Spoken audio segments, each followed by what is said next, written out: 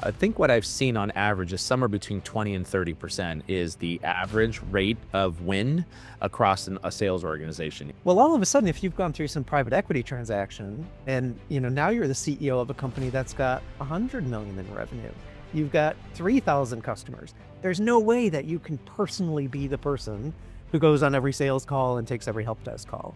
You've got a mindset shift and you've got to qualify and you've got to have people that you rely on. And it's hard because this is your baby, right? This is usually something that you've created in the organization. The Modern Selling Podcast. Ladies and gentlemen, welcome to this episode of the Modern Selling Podcast.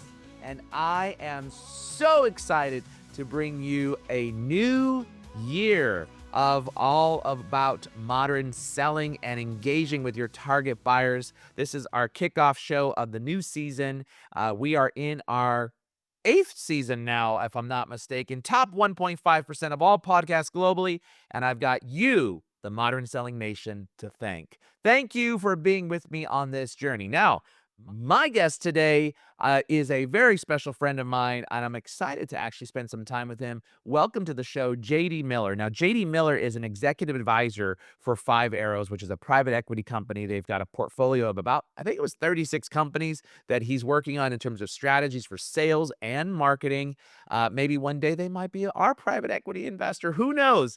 With that in mind, today, a huge event just happened, and that is he's launched his new book called The CRO's Guide to Winning in Private Equity, and it is available at jdmillerphd.com. We're going to talk all about it today. JD, welcome to the show, my man. Thanks for having me, Mario. It's great to be here. Excited to be here. Do me a favor. I told a little bit about your background, but tell the audience, the Modern Selling Nation, a little bit about yourself, and then I've got a very special question I want to ask you. Sure. So I began tech sales about 25 years ago at a very small .com. I was employee number 26 there, and we grew to be the world's largest tech IPO until Google took the title from us. We went public with a $9 billion valuation.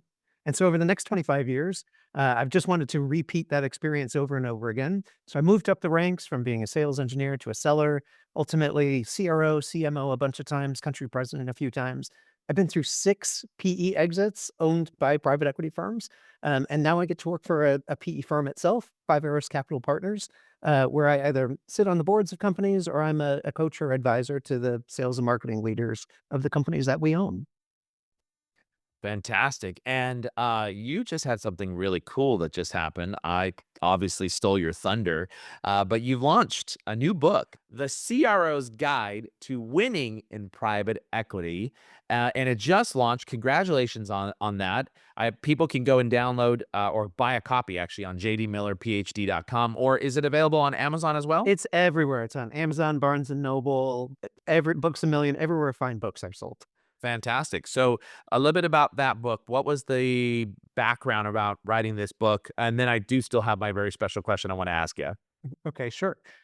So, in my work, I find myself coaching and mentoring sales leaders, and they tend to have a lot of the same questions over and over again. How do we do comp plans? How do we set our annual plan? What's a great sales methodology? And so on and so forth. And I found myself, kind of providing the same answers and coaching and guidance. So eventually I put it together in a book. There are about a dozen templates that you can use to plan your year or write comp plans, and then a whole lot of kind of how-to practical advice that any sales leader in a tech company can pick up and use and put into play to be more successful this year. Very good. And my special question I ask all my guests, JD, is centered around tell us something nobody knows about you, even if they're looking at any or all of your social profiles. Oh, that's a great question. So I am a licensed food sanitation manager, which means that every 4 years I go spend 40 hours in cooking and restaurant management classes. And I got into that actually through some work I do with homelessness in Chicago. I spun a homeless organization off from a church about 15 years ago. It's now called Care for Friends. But someone in the organization needs to carry a restaurant license because we serve about 150 hot meals a day. And so that it began as me. Of course, now we've got a great staff. But I wound up learning how to do chocolate with the Four Seasons dessert people and just kind of love that piece of keeping that credential going. So constantly 40 hours a year of cooking training. So the license is, wait, food sanitation? What Yes. is that one? The certificate or the license again? It's called the food sanitation manager. So it officially would be I could be the person in the restaurant that oversees the kitchen and makes sure that you're not going to poison anyone or kill anyone. But it's a class that real restaurant owners have to go through constantly. And so I always wind up, in our practicals, standing next to, famous chefs in Chicago as they're renewing their certificates. And, I've picked up some good cooking tips along the way from them. Well, there you go. I had no idea that was even a thing that somebody could do, get a certification for it. You learn something new every day. So that's interesting. And what made you want to do that? So as part of this work I do with a homeless organization, we serve about 150 people a hot meal every day. And so, it does make us a food service facility that um, Chicago's food inspector comes and checks out our kitchen. And someone has to have that license to certify that we're following all the right rules. Well, that makes sense. Interesting. So, a philanthrop Pissed. yeah, or someone who's very giving. How about that? Obviously, modern selling nation. I can't use the words. That's how. There we go. Very cool. Very cool. All right. Well, let's get into some nitty gritty. We spend a lot of time. Obviously, both us, myself, and yourself have worked with a number of different CROs and CMOs, and you've got a portfolio of 36 companies that are under the Five Arrows portfolio of companies. Redo that one, Charlie. Portfolio of companies. And you spend a lot of time with the different leaders inside the organization. And as I think about this topic of, the CRO guide to winning in private equity, one of the biggest challenges that we see in a lot of companies is that sales and marketing seem to be adversaries or No. never on the same. Yeah, exactly. No. Or at least never on the same page. How does a how does an organization bridge that divide? How do you advise these CROs and CMOs to bridge that divide, if you would? Yeah, great question. So for me, it's about creating what a good CMO taught me a long time ago, a smarketing culture in your organization. And so, whether they're both reporting to me as CRO or I'm running sales and someone else is running marketing, I really want to make sure that our team thinks of ourselves as the smarketing team or the sales and marketing team. And as an enablement professional, how hard it can be to get everyone on the same page, but really creating a marketing culture is making sure everyone in sales and marketing thinks they're on the same team and that they're getting aligned on the same goals, metrics, and incentive plans. So I'll tell you a quick story. I've been working with a company right now where sales is not doing particularly well. Almost none of their sellers made their quota. It's a company I was just talking to. Is a potential let me back this one up. Um, okay. So, for example, I was just talking to a colleague at an organization who says they've been struggling with this in their practice, and so the sales team has been really struggling to hit their goals. Very few people qualified for Sales Club this year, but when you look on the marketing side of the house, everyone is getting their annual bonus this year because they've created all of the MQLs that each of their comp plans said they needed to achieve. And so something has been mismatched where the marketing team thinks that they need to create this number of MQLs for the company to hit its goal, but somehow on the end, it's not turning into accepted opportunities and closed deals. So the sales team, feels like they're losing. Creating this marketing culture is really aligning everyone on what's the company goal, what are all the things that get us there, and how do we make sure that my incentive and your incentive are lined up, that when each of us do the things that you've been asked to do, the company's going to win at the end. So it can be really tricky in the beginning of the year to kind of do all that math, but it's having this constant conversation between sales and marketing and then the rest of the company on, what's the ultimate end goal of the company? And then how do our individual departments and individual contributions support that? And are they all on track? Hmm, that's an interesting one. So, question, in the companies that you work with, Does the CRO oversee marketing, or is the CRO now just a new glorified title for chief sales officer? I think it varies all over the place. And in my own career, I've seen that, multiple times. Sometimes I've been a CRO, which is just a head of sales, and I have a really strong marketing peer. Sometimes, especially with mid-market tech companies that maybe can't afford to have two executives, sometimes the CRO runs sales and marketing. Or if you're in a particularly high growth organization, people have said, we all want that aligning up to the same person. For me, at the end of the day, I don't really care about the reporting structure, but it's really important that we've aligned either those leaders or the team members underneath the leaders on what are we trying to do together. You work in lead generation, so you know better than I. Takes like 17 touches to turn a cold prospect into someone who's going to take a sales call with you. And a lot of times, there's a lot of different people doing that. Marketers are sending out email campaigns and there's banner ads that we see, on the top of LinkedIn. BDRs are making cold calls and sending emails. Sellers are sending, LinkedIn connections and making calls and so on. And at the end of the day, the prospect's going to respond to one of those and say, I want to take a meeting. Now, in a lot of organizations, there's all of this like credit claiming about, well, I made the call, so it must have been an outbound lead. Or, the last thing they did is they came to the website, so it must have been an inbound lead. I think that's the wrong kind of discussion to have. The more important discussion is what were all of those 17 touches that added up to getting us there? Marketing does some, SDRs do some, sales do some. And can we agree on what that looks like? And if we agree about that, then it really doesn't matter. Does marketing report to the CRO? Do those BDRs report to sales or marketing? Because if we're all just thinking about ourselves as marketers who share the same process, we're all going to win. Okay. All right. I like your point there.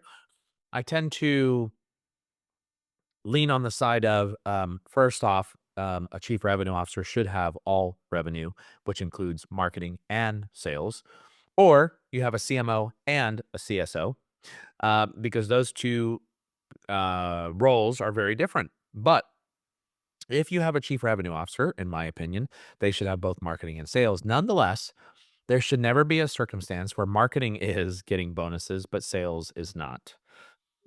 Back to your original point, that should never happen because essentially, if we're all smarketers, which I use that term all the time as well, if we're all smarketers, then marketing is producing not only the leads, but the right type of leads that are going into the sales funnel. And marketing has a funnel and sales has a funnel. As soon as marketing puts that lead into an SQL status, it now goes into the sales funnel, which is basically taking it and qualifying it and then moving it into a demo and then moving into a pursue opportunity and then pricing and proposal, contract, etc.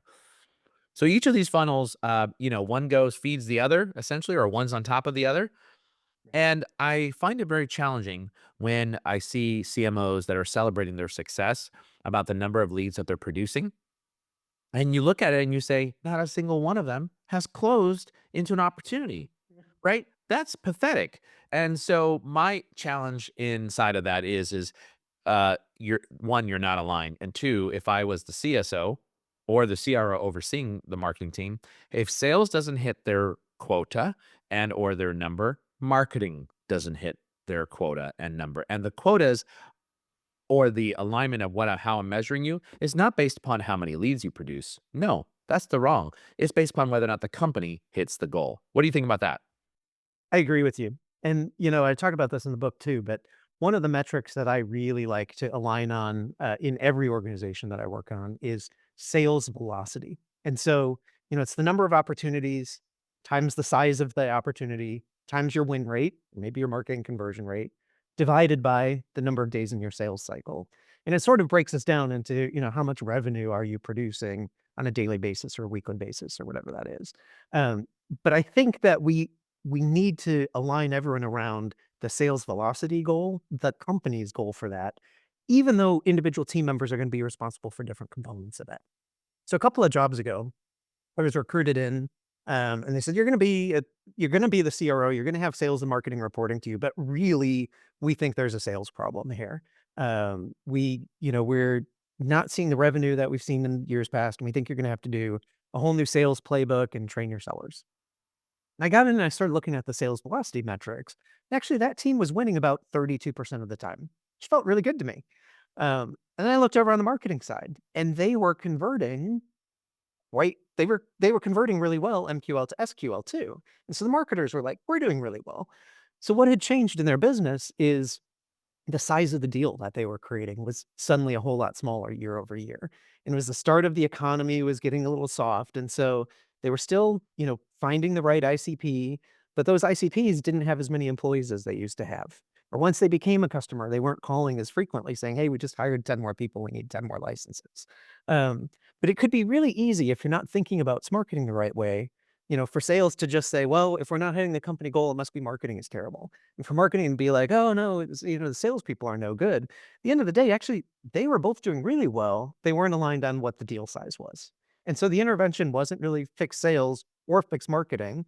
It was kind of readjust the ICP that we're targeting and trying a little bit further up market than we ever had before, because that'll correct the deal size and then get us back on our revenue plan. Great example. I love that.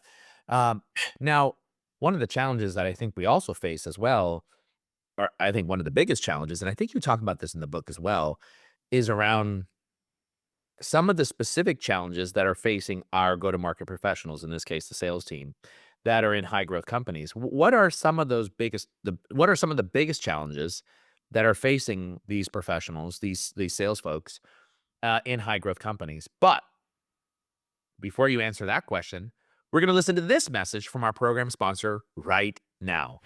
Imagine having the power to identify companies visiting your website, track their behavior in real time, and seamlessly integrate it all with your CRM. Leadfeeder is not just a tool, it's your secret weapon for efficient and targeted lead engagement. What sets Leadfeeder apart? It's the ability to provide detailed insights into visitor behavior, helping your sales team prioritize efforts and close deals faster. With customizable notifications and lead scoring, Leadfeeder is changing the game. Ready to revolutionize your approach to leads and deals? Head over to leadfeeder.com for your free demo today. That's LeadFeeder.com. Leadfeeder.com. Don't miss out on the future of successful lead generation with Leadfeeder. Okay, right before that break there from our program sponsor, I was asking you about what are some of the biggest challenges facing go-to-market professionals in high-growth companies. Do you want to comment on that? Yeah, great question. So for me, in the private equity context, almost all of our portfolio companies are suddenly experiencing growth that they've never seen before. Either they've gotten a lot of PE investment to grow the business, or it's been an investment of bringing a couple of companies together. I know you brought like 6 or 7 companies together all at once. And I think one of the biggest challenges that happens in that environment is the things that you had to do successful when you were really small are generally the opposite of the things that are going to make you successful when you're really large. And so a lot of my work, we talk about the ages and stages of a company. And I'm thinking of a small startup that I just started working with, and they've been acquired into a larger company. But the startup has like 6 sellers. And all of a sudden overnight, they've grown, they've been merged, and it's a team that's got about 50 sellers. Well, if you were one of those core 6 that was there on the very first day, you're used to being the superstar seller and you're involved in every deal. And they've got these comp plans that are, designed to really reward longevity of the account. So I have a woman on the team who, signed the first partnership deal, and she's had this kind of legacy comp plan that says, now from that point into perpetuity, every time any customer through this partner signs up, I'm getting commission. And we're having this really difficult conversation around that was a comp plan and that was a sales process that made sense when you were only 6 people trying to sell to the world. Now you're in a company that's got 50 people, and pretty soon we're going to be a company that's got 200 people. So, comp plans are going to be a little bit different. The way that you go sell is going to be a little bit different because also you're not selling to these little mom and pop shops anymore. You've earned the right to sell to the biggest enterprises, and that's going to be a team selling approach where I've got to bring other people in. And so, I think a lot of times when people are going through high growth, it's an easy trap to fall into to think, we grew the company to whatever size it is today. We've had this great investment by private equity, and we did it because I did X. And now all of a sudden, I have to give up that winning formula because if I keep doing X, I'm going to be limited at that size forever. So the big challenge is making the mental shift of what worked yesterday is not what's going to work tomorrow. And often it's the opposite of what's going to work for you tomorrow. Think there's a saying, "What got you here won't get you there." If I'm not mistaken, Marshall, there was a book on that. "What got you here won't get you there." What was his name? It was a book that I was given early on in my leadership days. Um, oh my gosh, white hair, white mustache. I can't. "What got you here won't get you Yeah, there." Marshall Goldsmith. Marshall Goldsmith. That's exactly. Yeah, yeah, that's right. Uh huh. And so I think that's essentially what you're saying is as you grow, the mindset has to be what got you here won't get you there. Is that kind of what you're saying? Yep, absolutely. And, it's especially important for founders. A lot of times in Chicago, I work with 1871. It's the Chicago Tech Incubator. So these are really impressive founders of companies going from, a mortgage on their house to bootstrap the company. And then all of a sudden they've got like $1 million or $2 million in revenue. And that person was the, chief cook and bottle washer. Maybe they need to go to my sanitation class too. But, they can write the code, they can sell the deal, they tell all the customers, buy from me, and whenever you have a problem, call in. Well, all of a sudden, if you've gone through some private equity transaction and, now you're the CEO of a company that's got 100 million in revenue, you've got 3,000 customers. There's no way that you can personally be the person who goes on every sales call and takes every help desk call. And so, it can be a challenge for the founder or the new CEO or whatever to constantly shift context and look at, you know, what is my environment? What does the environment demand? And then how do I need to adapt? And the people that do that really well have really great careers. I love what you just said because over the holiday week, one of my enterprise customers, the chief sales officer, sent me a TikTok. And she said I was on TikTok and I saw this video and I immediately thought of you. She's one of our largest customers. And in fact, I'm happy to say that we actually, for the first time in our SaaS history, we signed our first multi-year license contract that was over 100K per year. So that's very exciting. A huge thing. We started with a 1-year agreement, and now we moved to a multi-year license opportunity or agreement. Excuse me. So she sent me this video, and it was a train going on the old railroads. Right, it was the old school, like 1960 type of, the train conductor, and coming up on the train, it's going in slow motion, and you see that one of the train tracks, the wood tracks is, kind of sticking out on top of the train track right here. So he has another one of the big tracks, and he's coming up to it, and he's holding it, the stick like this, across his shoulder, and as soon as he comes up to it, he hits it, and the thing flops over.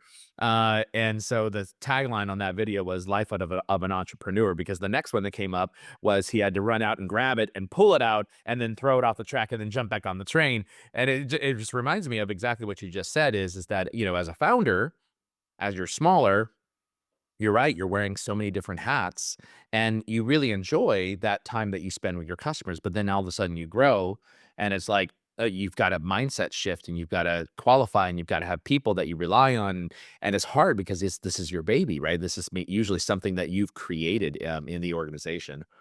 But that having been said, speaking about, this whole idea of wearing many hats, let's focus back on the CRO. And one of the big challenges that we see with CRO is their length of tenure at an organization. I know you quote the HBR study that shows that the average tenure of a CRO is 18 months. Um, that's sad and pathetic. And no matter what the size of the organization is, even if it's small with a 10-person organization to 1,000-person, it's a full year before you can really evoke change. And then all of a sudden in 6 months, you're out of a job because you didn't evoke the change fast enough. And like that's just the beginning. So it drives me crazy when I see this. But what do you think drives the short tenure, and how can a CRO or even a CSO extend that tenure? Yeah. And, I talk about this a lot in a whole lot of forums. The easy answer is a lot of people think a CRO is losing their job because they didn't get the change done fast enough and the company missed their number. And I actually think from having been in that seat a bunch of times myself, it's not about missing the number. It's about not being able to forecast the number. So, private equity firm comes along, they're investing in a business. They know a lot is going to have to change. They know there's a lot that needs to get fixed up and can grow. And if we've made the decision that we're going to change the head of sales, generally things haven't been going really well. And so you wouldn't expect, and when I've been hired into those environments, you wouldn't expect me to show up on day one and, sales turn around in a month. But what we do want people to be able to do is be able to tell us the roadmap of where are we heading and how long is it going to take to get there and show us the measurements along the way. So for me, I've outlived that 18-month tenure, thankfully, in every job I've ever had. It's not because I've always hit my number, but it's because I've been able to really have good communication with my board that says, here's the number we set out. Here were all of the different assumptions that we're supposed to build up, to get to that result. And now today, here's the measure of each of those. And, we're doing great on customer retention, but we're not doing well on deal size. Or, we're doing great on new logo, but all of a sudden customer sat is really low. And, then the next layer down, customers are upset with this thing and it's going to take, product is going to fix it in 6 months. And so let's agree on the roadmap. And if I can forecast what it's going to look like, there's a lot of tolerance for not hitting the number. The worst thing that happens for a CRO is they go to a board and they say, we're going to do $10 million this quarter and we're going to do it. We're going to do it. We're going to do it. And at the end of the quarter, you do 6. And at that point, the board says, well, like, what can I do about this? I've got to cut $4 million overnight. If you can start in the beginning of the quarter and say, we're not going to hit that $10 million goal. I think I can commit to 6. It tells them much earlier on, they've got that whole 90 days to adapt on. Okay, so maybe we won't do this, expenditure. Maybe we open our line of credit, or, if you can give your boards the gift of time to adjust, I don't want to say the number doesn't matter at all, but if you've got some foresight into, what it's going to look like and you give people time to respond, suddenly the actual number isn't quite as important. The ultimate answer, forecast correctly. Yes. A friend of mine says, it's not good to miss your number. It is death to miss your forecast. And so whether it's good news or bad news, let's agree on the news. Let's get it out early. And then let's talk about what we're going to do about it. And I think a lot of CROs, especially if they grew up through the sales ranks, they don't want to deliver the bad news. They're used to being the top performer and say, I don't know how I'm going to do it, but I'm going to pull it out in the end. And that really sets you up in a really bad place. Even if you hit the number, because everyone's like, I was so nervous all the way and I have no idea how you got there.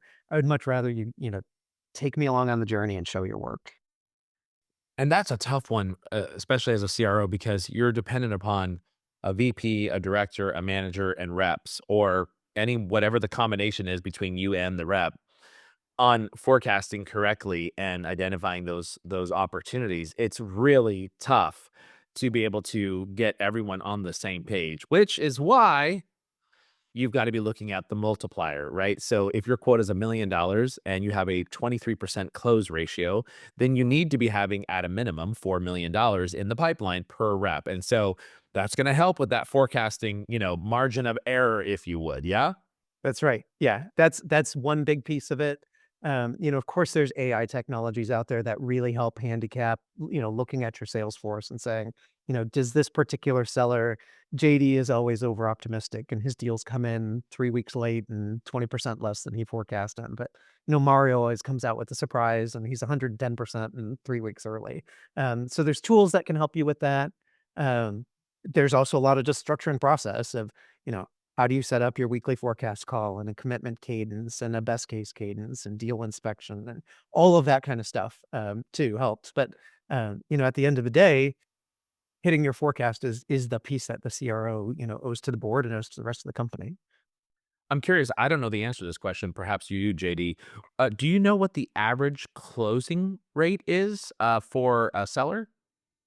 It's all over the map in different industries, but I like to believe if I have and I work in tech, B2B tech SaaS, for my sales teams, if we can win between 30 and 35% of the time, that feels like world-class performance for me in the industries that I work in.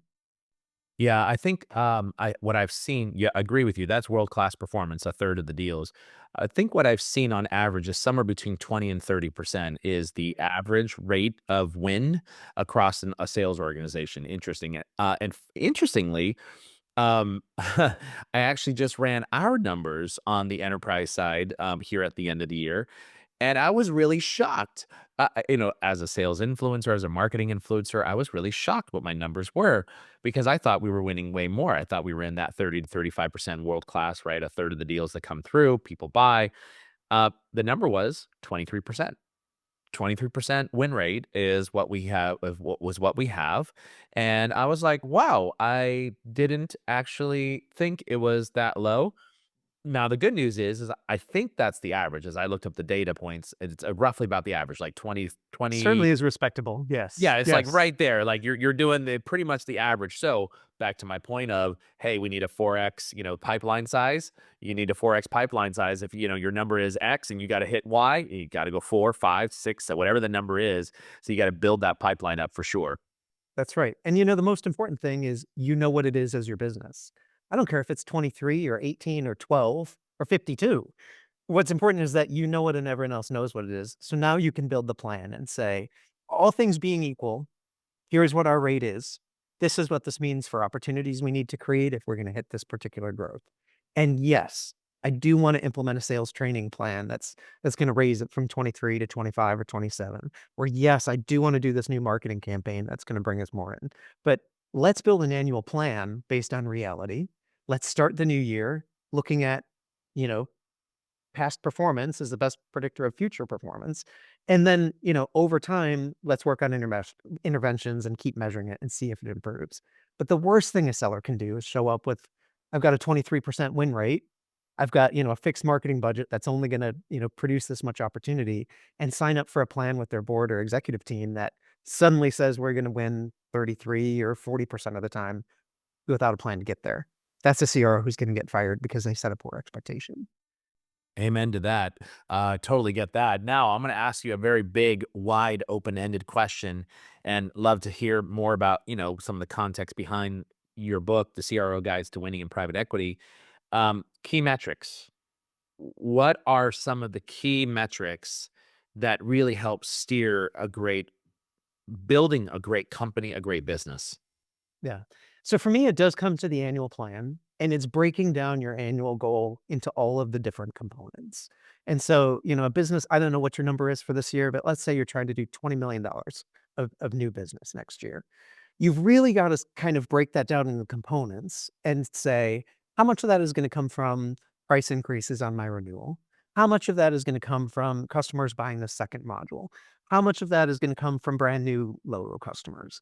And really break that 20 million down into each of those things and measure each one of those. And so then in each of those buckets, you've got a monthly cadence for your customer base where you're looking at who's up for renewal, what's the percentage that their contract says your price increase can be, what's their customer sat score, so that you can kind of predict, we're going to churn 3% of them, but we're going to make up, 2.5% of that on price increase. Then you've got a whole set of metrics around your cross-sell and upsell. What's the white space in the organization? What's the average price of adding the second module? How long are those sales cycles? And then same thing on new logo business. What's the average deal? How much effort does it take? Um, and then also, aside from all those kind of sales metrics, all the people things. You know, a lot of organizations make the mistake that say, I've got 25 sellers and I'm going to have 25 sellers all year next year. Someone is going to get married and have a baby. Someone is going to decide that they just don't want to work for you anymore and they're going to quit. So, you're not going to have 25 all year long. Let's predict, how many are going to leave? How long is it going to take HR to backfill that role? And then how long is it going to take the new hire to come back up to speed and perform at the same level the departing employee did? So if we can kind of get a sense of what those metrics look like, what's history been like, and then build an annual plan with, assumptions on each of those, that's what I like to measure week by week, month by month, quarter by quarter to know if I'm on track or off track to make my plan. Got it. Okay. So moving into the idea behind um, these key metrics, how to steer it, make this a great company, things you just mentioned. We're now starting the setting of these goals, right? Especially at the beginning of a year. So this time of the year is when many sellers are considering potentially new roles.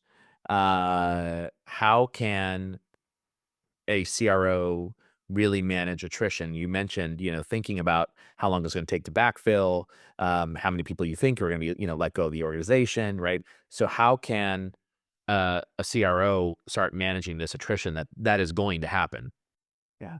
So salespeople, especially in the beginning of the year, they're asking themselves a really simple question. Am I going to make money here this year? And do I think I'm going to make more money this year than I did last year? And so what are the levers that we can use for that? First of all, setting an achievable goal for them. Now, I like to run an organization where whatever my company goal is, I've allocated about 20% more in quota. So if I'm trying to grow, I'm trying to sell $100 million, I'm going to assign 120 million in quota to my team members. But I found that teams are really generally happy if about 80% of the sellers are making about 80% of their quota. Because it feels like, hey, I'm doing well here, I'm winning here. And when that happens, there's always a handful of team members who are wildly overperforming. So you've got the one seller at, 200%, and they're running around with the $500,000, $1 million commission check. So that's creating, excitement for folks. But if 80% of the folks feel like I'm getting kind of a B here, they feel like they're close enough to quota that it's a decision they want to, it's a decision that they'll make to continue to stay because they can see the end in sight. So setting quota is really important. The other thing is this is a time of year when people have sales kickoffs. And I talk about this in the book too. Like this is a sales event for us as the management to our sellers on why you need to be in this company. And so, yes, we're going to go through a lot of training and we're going to show you new products. We're going to tell you about the new marketing plan and you should be learning some stuff too. But it's also really a time where we're laying out for the sellers, here's the roadmap for how you're going to achieve your number this year.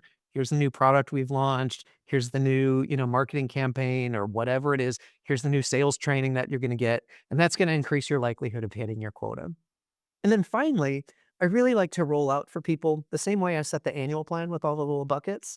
When I give you your quota as a seller, I like to lay out for you the metrics of how you can get there. So my first year, the first quota I ever had, it was 1,000,002. And my manager told me, you'll get there if you sell 4 small deals, 6 regular sized deals, and 1 slightly larger than normal deal. And that gave me sort of the roadmap to then, take all this sales kickoff training and everything else and say, okay, this marketing campaign knocks this off, this product knocks this off, and it all adds up into how I'm going to win.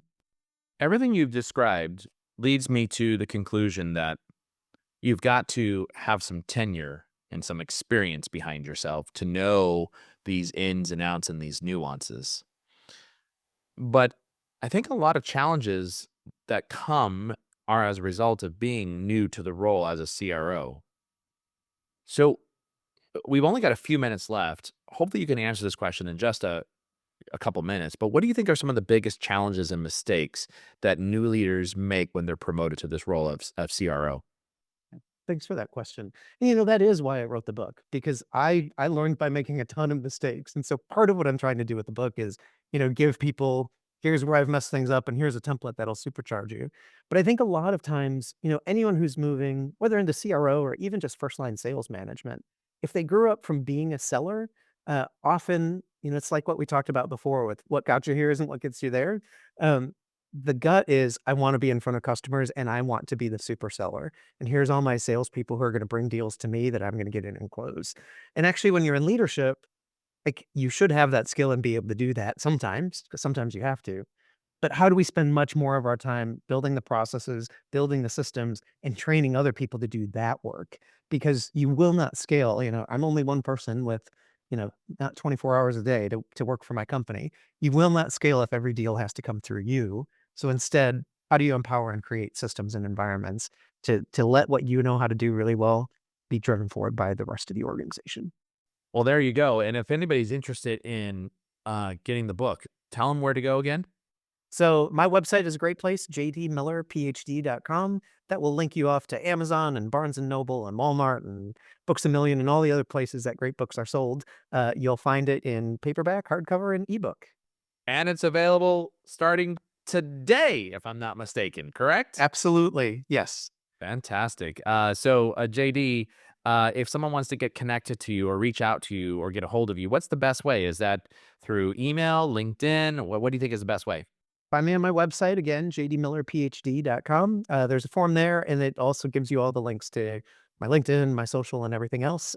Happy to be connected in whatever platform works for you. And make sure if you're reaching out on LinkedIn, people, please tell JD it's JD Miller on LinkedIn. And please tell him that you heard him on the Modern Selling podcast. Send a personalized connection request so that he knows exactly where you came from, which is very important. JD, I've got one last important question, and this is what I ask all my guests. So here you go. Your all-time favorite movie, what is it?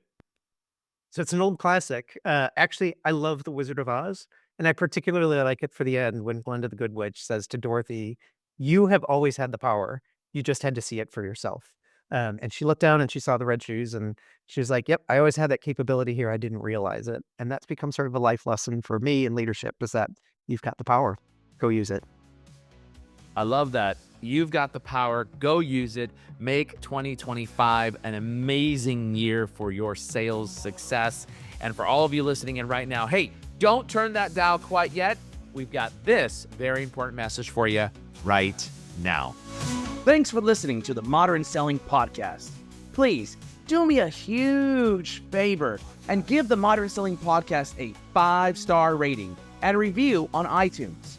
Oh, and don't forget, if you'd like to save 20 hours or more in a month and increase your productivity, go right now and download Fly Message, that's flymsg.io, for free. It's your free text expander and personal writing assistant. Hey, thanks for listening in, and until the next episode, good selling.